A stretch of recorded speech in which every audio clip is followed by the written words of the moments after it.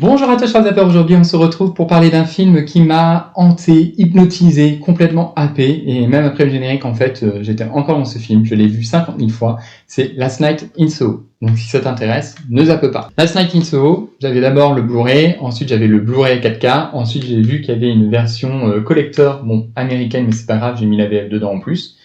Donc voilà, très fan. Et en plus de ça, je te conseille, si toi tu aimes le film, de te procurer les deux bandes-son. Il y a la bande-son avec les pistes originales des titres connus qui jalonnent le film, et puis il y a également les compositions originales créées qui, pareil, parcourent le film et habillent le film. Je trouve que ça va bien cette expression. Donc, avant d'entrer dans le détail, Last Night in Soho, c'est un film qui est sorti en 2021, réalisé par Edgar Wright. Moi, d'Edgar Wright, j'ai vu que Baby Driver et Last Night in Soho. J'ai adoré ces deux films. Il faut que je rattrape le dernier pub avant la fin du monde, Scott Pilgrim, Shaun of the Dead, et le dernier qui est sorti, Running Man, aussi, qui a bidé au box-office. En parlant de bid, il faut savoir que Last Night in Soho a été un bid également au box-office. Il a coûté 43 millions de dollars, on a rapporté 23 millions, alors qu'il aurait dû taper dans les 86 millions. Il a reçu une critique, par contre, presse et public plutôt bonne, même si après, ils étaient quand même assez partagés sur le final. Voilà. Mais pour moi, j'ai pas de doute là-dessus, Last Night in Soho, ça va devenir un film culte avec le temps, et pour moi, c'est déjà un film culte.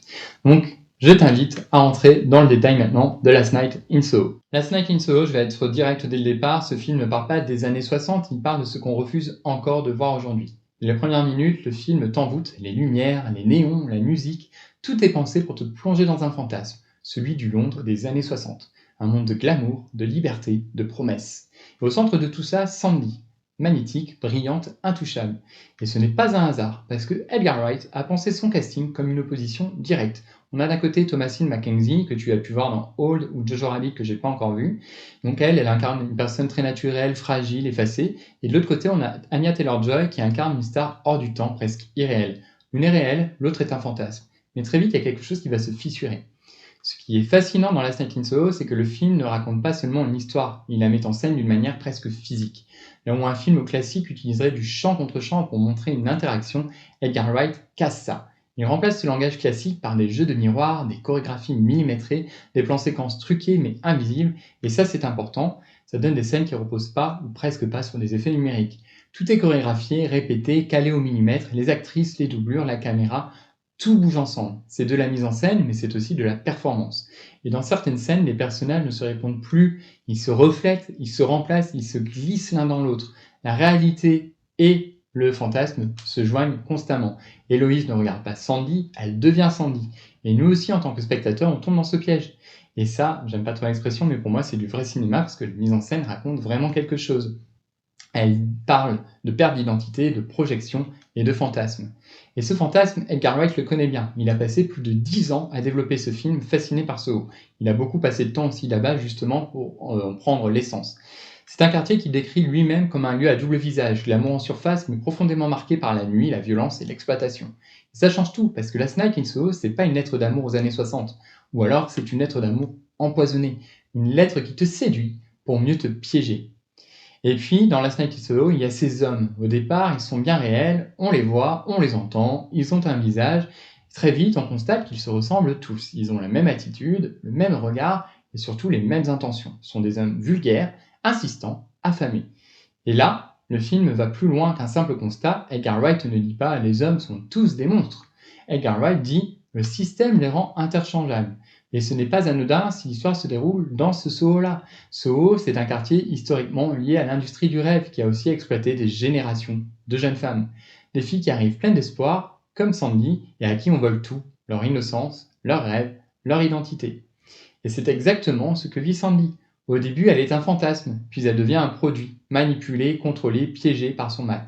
Elle devient une victime. Mais le film ne s'arrête pas au fait de la laisser au statut de victime. Parce que Sandy ne fait pas que subir. Il y a un moment où elle va basculer. Elle va attirer les hommes, les séduire, et elle va finir par les tuer et recommencer. Elle va reprendre une certaine forme de contrôle. Et c'est là que le film devient un peu profondément dérangeant, parce qu'il nous oblige à accepter quelque chose de très inconfortable. Une victime peut devenir bourreau sans que ça efface ce qu'elle a subi. Donc nous, en tant que spectateurs, on est quand même assez impliqués émotionnellement dans l'histoire de Sandy. Ce qui rend tout ça encore plus fort, c'est un détail du casting. Je vais parler de Diana Rigg. Diana Rigg, ce n'est pas n'importe qui. Chapeau melon et bottes de cuir, tu connais? C'est une icône des années 60, une image du glamour, du mystère, du fantasme. Et ici, Edgar Wright ne l'utilise pas pour représenter ce rêve. Au contraire, il l'utilise pour montrer ce qu'il devient. Parce que le personnage qu'elle incarne, c'est Sandy, mais des années plus tard. Et là, tout prend un autre sens. Le fantasme qu'on idéalisait au début du film devient une femme brisée, une femme qui a été exploitée, détruite, et qui s'est reconstruite dans la violence. Et en faisant ce choix, Edgar Wright crée quelque chose de très fort. Le fantasme des années 60 revient littéralement nous hanter. À ce moment-là, le film ne parle plus seulement du passé, il montre ce qu'il laisse derrière lui. Enfin, le film bascule au moment où l'on comprend qui sont vraiment les hommes, ces silhouettes qu'on voit. Cette fois, ils n'ont plus de visage, ils sont flous, multiples, interchangeables, et ce n'est pas juste un effet visuel, ce sont les morts, des hommes que Sandy a tués, des hommes qui l'ont exploité et qu'elle a ensuite effacés. Donc ce sont des victimes, oui, mais ce sont aussi les conséquences de leur propre violence. Et pourtant, quelque chose dérange, parce que même avant leur mort, ils étaient déjà interchangeables. Comme je te le disais tout à l'heure, ils avaient la même attitude, le même regard, les mêmes intentions. Et là où le film devient malin, c'est qu'en fait, il part de quelque chose de très concret. Il part d'hommes bien réels, d'une exploitation bien réelle, d'une violence bien réelle, mais au lieu de les montrer comme des individus, il les transforme en une masse, une mécanique, une répétition, quelque chose qui dépasse les visages. À partir de ce moment-là, on ne regarde plus seulement des fantômes, on regarde un système. Et c'est cette transformation du réel vers quelque chose de presque abstrait qui fait basculer le film dans une forme d'horreur, pas une horreur classique, une horreur qui vient de ce que ces hommes représentent. Beaucoup ont reproché à Edgar Wright de rendre ses antagonistes plats, mais c'est justement l'inverse. Leur platitude, c'est sujet, parce qu'à force de se ressembler, ils finissent par ne plus être des individus, ils deviennent un décor, une mécanique, un rouage, une présence. Le prédateur n'est plus une anomalie, il devient l'ambiance. On a aussi pendant ce temps Héloïse qui change, et ça c'est peut-être l'aspect le plus troublant du film, parce qu'elle ne découvre pas simplement une histoire, elle est aussi contaminée par elle. Elle adopte le regard de Sandy, elle adopte son désir, sa violence, et à ce moment-là, moi le film m'a mis un peu mal à l'aise, parce que je me suis rendu compte que je faisais exactement la même chose qu'Héloïse. Je regarde, je suis fasciné, je participe et je re-regarde le film. Cette transformation passe aussi par la mise en scène sonore. La musique des années 60 ne sert pas à juste l'ambiance, elle traverse littéralement le film. Elle relie les époques, les émotions. Par moments, une chanson commence dans le passé et continue dans le présent, et Sandy elle-même prend vie à travers ça. Le fantasme devient tangible. Même les décors participent à cette idée. Edgar Wright voulait tout tourner à Soho, mais c'était impossible. Alors, il a mélangé les deux, les vrais lieux et puis des lieux reconstitués en studio, des rues, des enseignes, des ambiances. Résultat, tu ne sais plus ce qui est réel de ce qui est faux. Exactement comme Héloïse, comme nous. Et c'est là que le film devient presque pervers, parce qu'il te fait ressentir exactement la même chose que son personnage. Et puis arrive aussi la descente, le moment où le rêve ne tient plus, parce que Last Night in Soho n'est pas un film réaliste, c'est une tragédie stylisée, et dans une tragédie, la logique passe après l'émotion, la symbolique, la mise en scène. Et cette mise en scène atteint justement les sommets dans la scène des escaliers.